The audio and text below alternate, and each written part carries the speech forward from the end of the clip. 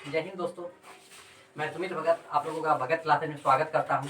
आज हम लोग पढ़ने जा रहे हैं वर्ग 9 का पार्ट 1 लोकतंत्र राजनीति, जिसको कि हम लोग पॉलिटिकल साइंस भी कहते हैं। और लोकतंत्र राजनीति में हम लोग पढ़ेंगे लोकतंत्र का क्रमिक विकास।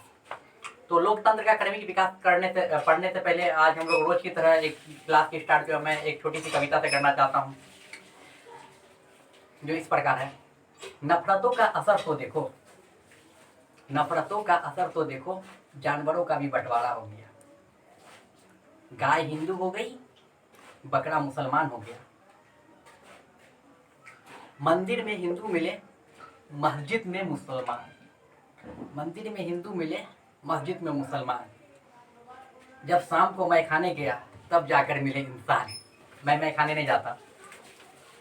आज हम लोग पढ़ेंगे लोकतंत्र का क्रमिक विकास। लोकतंत्र का क्रमिक विकास में सबसे पहले हम लोग आते हैं डेमोक्रेसी। डेमोक्रेसी को हम लोग लोकतंत्र भी बोलते हैं, प्रजातंत्र भी बोलते हैं और जनतंत्र भी बोलते हैं। तो डेमोक्रेसी जो है ना, एक ग्रीक वर्ड है, ग्रीक भाषा जिसको हम लोग बोल सकते हैं। दो वर्ड का मिश्रण है ये, डेमो और क्रेसी। ये हम लोग लिखते हैं डेमो। डेमो मतलब होता है जनता, और क्रेसी, क्रेसी मतलब होता है शासन। तो डेमोक्रेसी का अर्थ क्या होता है कि जनता का शासन, कि जनता का शासन को हम लोग डेमोक्रेसी बोलते हैं। ग्रीक से लिया गया एक वर्ड है। तो डेमोक्रेसी का परिभाषा अमेरिका के 16वें राष्ट्रपति अब्राहम लिंकन के द्वारा दिया गया था। और अब्राहम लिंकन इसलिए फेमस रहे, मतलब प्रसिद्ध रहे, क्योंकि उन्होंने वही एकमात्र ऐसे व्यक्ति थे जो कि अमेरिका में गुलाम प्रथा का अंत किया गया था, और अमेरिका के 16वें राष्ट्रपति भी वही रहे थे। तो उनके द्वारा जो लोकतंत्र का परिभाषा दिया गया है वो इस प्रकार है कि लोकतंत्र जनता के लिए, जनता के द्वारा और जनता के ऊपर एक क्या है, संचालित शासन है। मैं आप लोगों को बता दूं, विश्व में सबसे बड़ा लोकतांत्रिक देश जो है वो वर्तमान समय में भारत है। और भारत में लोकतंत्र जो है स्वतंत्रता प्राप्ति के बाद 1947 में, मतलब कहने का लोकतंत्र हुआ, भारत में लोकतंत्र लाया गया। और पूर्ण रूप में लोकतंत्र जो है भारत में संविधान बनने के बाद लागू हुआ। कहने का मतलब क्या है, 26 दिसंबर 1950 के बाद जो है भारत पूर्ण रूप में लोकतंत्र घोषित हुआ। और भारत का संविधान बनने में 2 वर्ष 11 महीना और 18 दिन लगा। तो लोकतंत्र स्थापित करने से पहले, लोकतांत्रिक व्यवस्था लाने से पहले हर एक देश की एक कहानी होती है। हर एक देश जो है अपने देश में लोकतंत्र व्यवस्था लाने के लिए हर एक देश का कुछ इतिहास रहा है कि उनको क्या करना पड़ा जो उनके देश में लोकतांत्रिक शासन हुआ। तो आज जो है लोकतंत्र के बारे में हम लोग जो पढ़ेंगे, तो इसके लिए हम लोग एक छोटा सा एग्जाम्पल लेते हैं, जैसे चिली।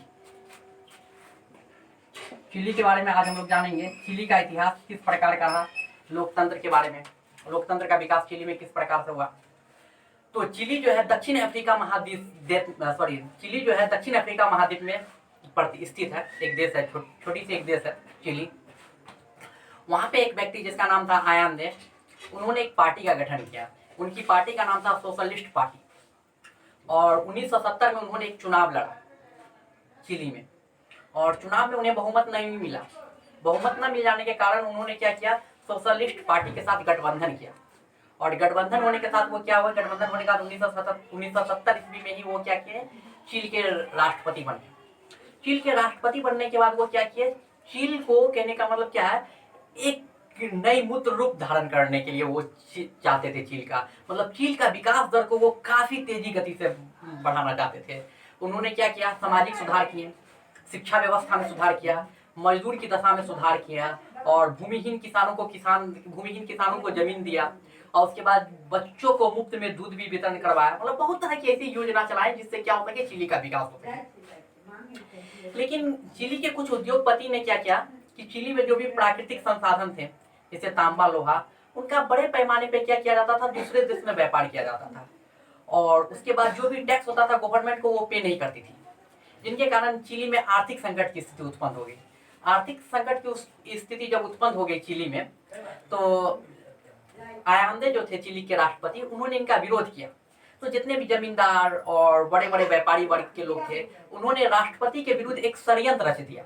किस प्रकार का षड्यंत्र, तो उन्होंने क्या किया ना, चिली की सेना को अपने में मिला लिया। कहने का मतलब है कि चिली की सेना को अपने ओर कर लिया। इसके फलस्वरूप क्या हुआ कि 11 सितंबर 1973 को चिली के एक सबसे प्रसिद्ध और बड़े बंदरगाह पे जो था, चिली के सैनिकों ने, नौसेना ने क्या कर लिया, अधिकार कर लिया।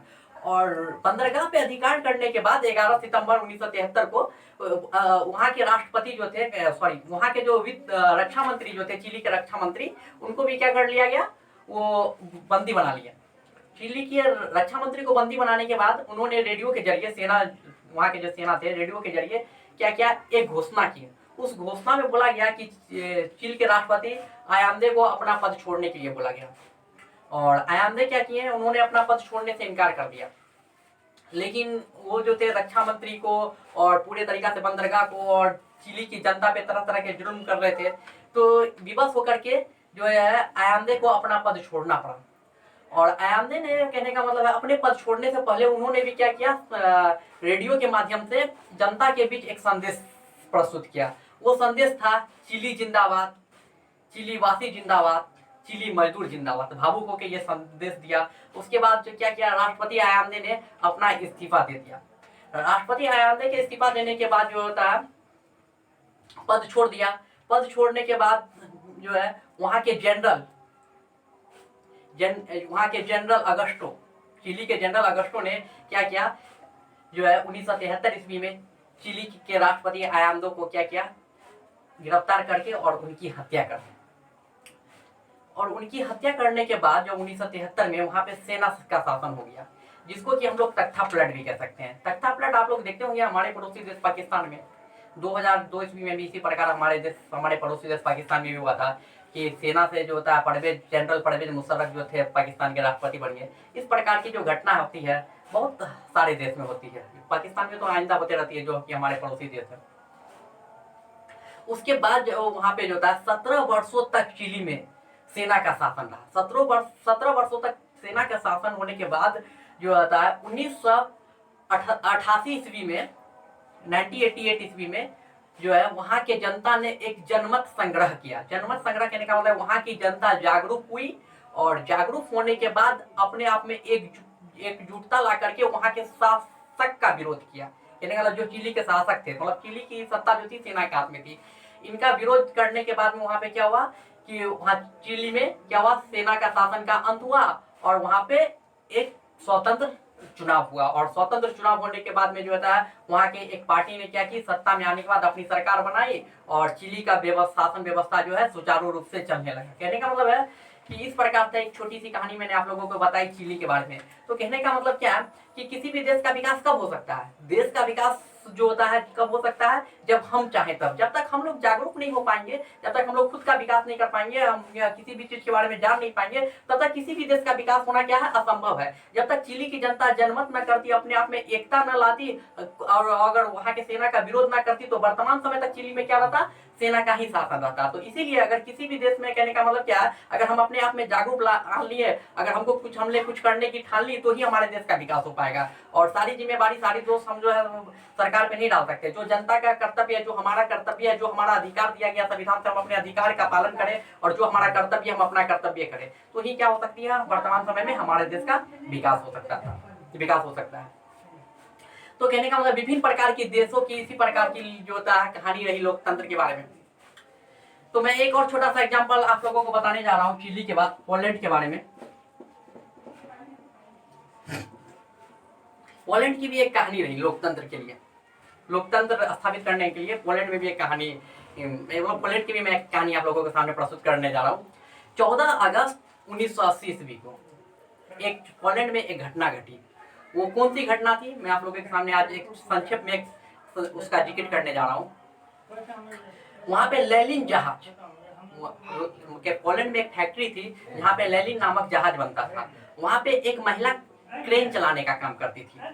तो उस महिला को क्या किया गया, उस ऑफिस से, जहाँ पे क्रेन बनने का काम होता था, उस उद्योग से, मतलब फैक्ट्री से गलत तरीके से उसे वहां से निकाल दिया गया। उस महिला को जो वहां से गलत तरीके से निकाल दिया, तो सारे मजदूर ने क्या किया, उस महिला का समर्थन किया। और मजदूर ने जैसे ही सारे मजदूर ने उसका समर्थन किया, तो यह समर्थन जो है पूरे पोलैंड के मजदूरों में क्या हो गई, एकता की भावना आ गई। पूरे पोलैंड के मजदूर ने क्या किया, उस महिला का फिर से समर्थन करना स्टार्ट कर दिया। जैसे जैसे ये कहने का ये घटना पूरे पोलैंड में फैलते गई। उस प्रकार पोलैंड के हर जगह के मजदूर का समर्थन उस महिला को मिलता रहा। धीरे धीरे करते करते ये आग की तरफ सुलगती चली गई। कहने का मतलब ये घटना पूरे पोलैंड में फैल गई और इतना भयानक रूप धारण कर ली कि पोलैंड के जो जनता थे वो भी मजदूर के साथ हो गए और पोलैंड की सरकार जो थी वो बिल्कुल तरीका से अलग थलग हो गई। तो इस प्रकार का शासन रहा। लेकिन वहां के मजदूरों ने एक मांग रखी, जब सरकार से कुछ मांगे रखी। तो किस प्रकार की मांग रखी कि एक मजदूर संघ का निर्माण करवाया जाए। मजदूर संघ के निर्माण के बाद जो है वहां पे पोलैंड में प्रेस पे पाबंदी लगी हुई थी, तो प्रेस पे पाबंदी हटाई जाए, इस प्रकार की मांग रखी। और ये जो है कहने का मतलब इस आंदोलन का लहर पोलैंड में इस प्रकार फैला कि पूरी जनता जो है मजदूर के साथ सपोर्ट में हो गई और इसके विरुद्ध सरकार को क्या करना पड़ा, मजदूर के आगे झुकना पड़ा। और उसके बाद क्या किया, 1989 को 1989 में पोलैंड में क्या हुआ, एक स्वतंत्र बहुदलीय चुनाव हुआ। मैं आप लोगों को बता देना चाहता हूं कि किसी भी देश में जो है 3 प्रकार की शासन व्यवस्था होती है, एक दलीय, 2 दलीय और बहुदलीय। ये जनरली हम लोग चीन में देखते हैं तो वहां पे एक दलीय शासन व्यवस्था, वहां पे एक ही दल वहां पे चुनाव लड़ सकता है। और ब्रिटेन अमेरिका में देखिए तो 2 दल मिलकर के 2 पार्टी मिलकर के चुनाव लड़ती है। और बहुत सारा ऐसा देश है जहाँ पे बहुदलीय शासन व्यवस्था, मतलब बहुत सारा दल मिलकर के क्या करती है, आपस में चुनाव लड़ती है। उसका सबसे बड़ा एग्जाम्पल है भारत। जैसे हमारे देश में ले सकते हैं कितने सारे दल हैं। हमको तो ऐसा लग रहा है आने वाले समय में इतना दल हो जाएंगे कि जनता, भारत की जनता कम पड़ जाएगी और दल ही ज्यादा होंगे। तो इस प्रकार का वहां का रहा। तो वहां पे क्या हुआ, पोलैंड में 1989 में एक जो है बहुदलीय स्वतंत्र चुनाव हुआ और बहुदलीय स्वतंत्र चुनाव में लेक वलेसा जो है 99 सीटों पर विजय प्राप्त की और उन्हें जो है पोलैंड का राष्ट्रपति चुना गया। और इस प्रकार जैसे वो पोलैंड की राष्ट्रपति बनी तो पोलैंड की शासन व्यवस्था को क्या की, सुचारू रूप से चलाना स्टार्ट कर दी। तो मैंने आप लोगों को आज बताया वर्गनर का लोकतंत्र का क्रमिक विकास। लोकतंत्र के क्रमिक विकास में आज हम लोगों ने चर्चा की चिली पे और पोलैंड पे। और बहुत ही जल्द मैं अगले वीडियो के साथ आप लोगों के साथ मिलता हूँ। तब तक के लिए जय हिंद, नमस्कार।